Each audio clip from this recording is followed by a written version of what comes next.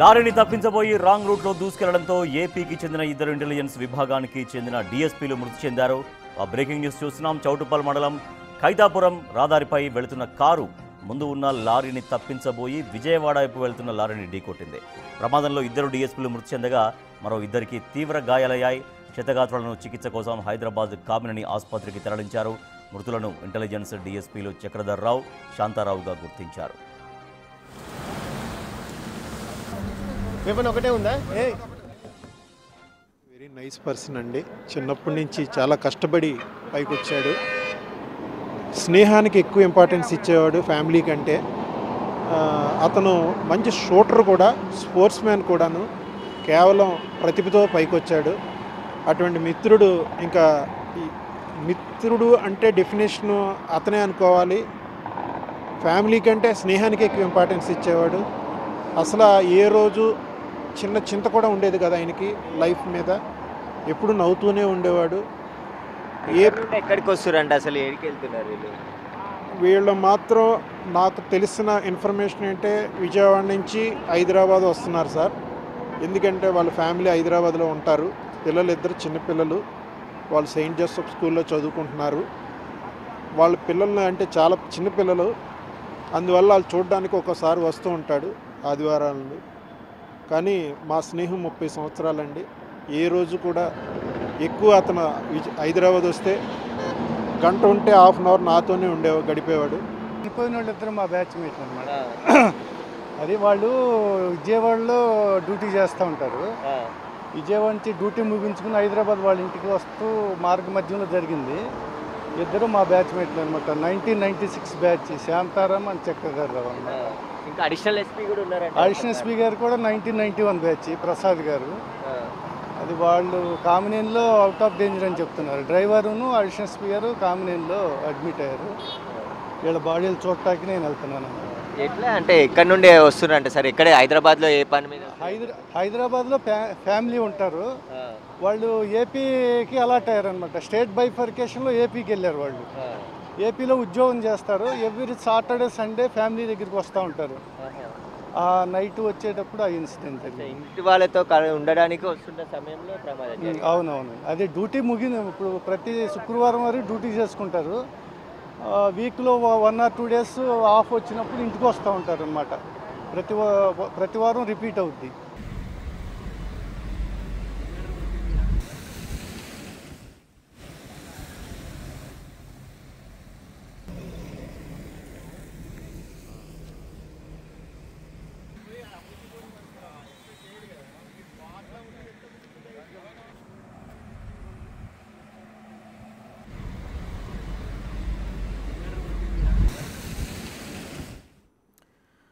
ఇక లారీని తప్పించబోయే రాంగ్ రూట్లో దూసుకెళ్లడంతో ఏపీకి చెందిన ఇద్దరు ఇంటెలిజెన్స్ విభాగానికి చెందిన డీఎస్పీలు మృతి చెందారు.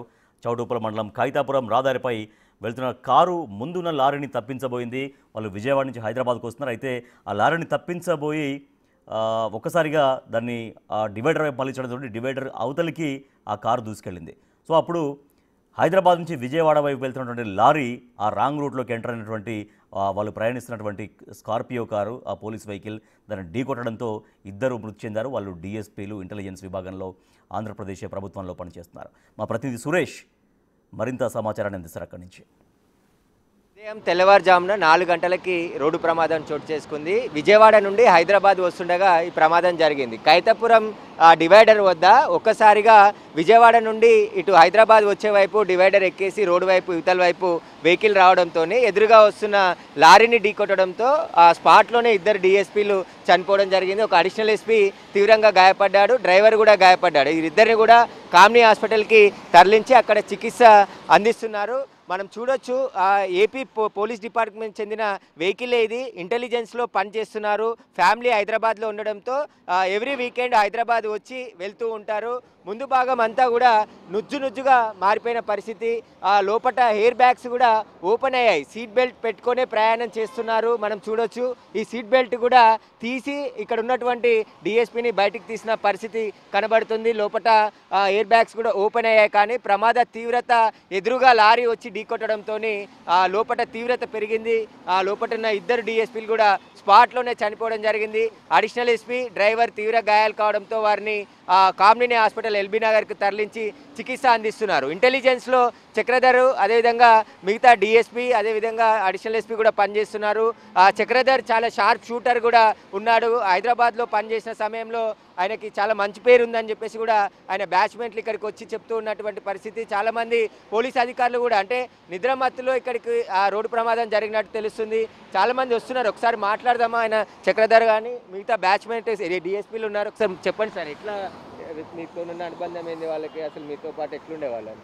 చక్రధర్ అండ్ శాంతారాం ఇరువురు కూడా హైదరాబాద్ సిటీ పోలీసులో చాలా సంవత్సరాలు సిటీ సెక్యూరిటీలో పనిచేశారు. ఇరువురు కూడా beedi team experts.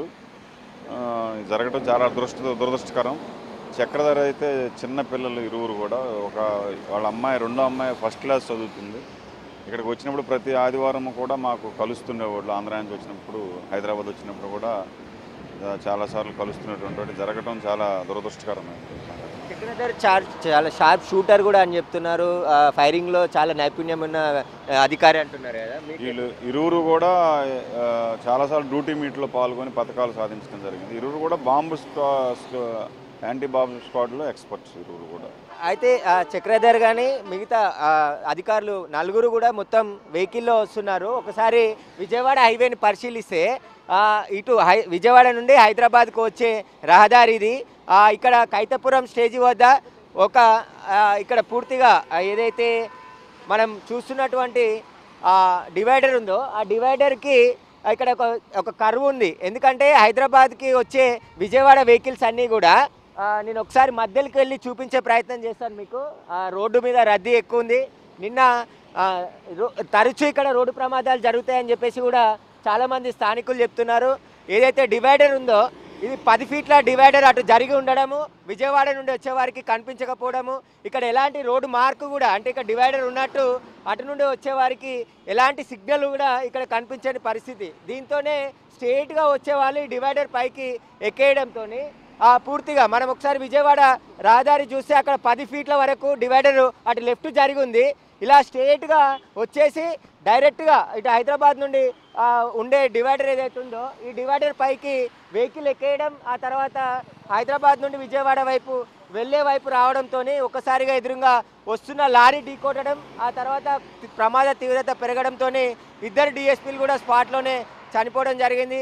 Additional SP driver ఆయన ఇద్దరు కూడా కామినేని హాస్పిటల్లో హైదరాబాద్లో చికిత్స పొందుతున్నారు. అయితే ప్రతిరోజు ఉదయం ఇక్కడ ఏదో ఒక రోడ్డు ప్రమాదం జరుగుతుందని చెప్పేసి స్థానికులు చెప్తున్నారు. విజయవాడకు వెళ్ళే వరకు 4 టోల్ గేట్లు ఉంటాయి. ఆ టోల్ గేట్ల వద్ద డబ్బులు వసూలు చేస్తారు, కానీ ఈ రోడ్డు ప్రమాదానికి కారణమైనటువంటి చర్యలు మాత్రం తీసుకోవట్లేదు అని చెప్పేసి ఆగ్రహం వ్యక్తం చేస్తున్నారు.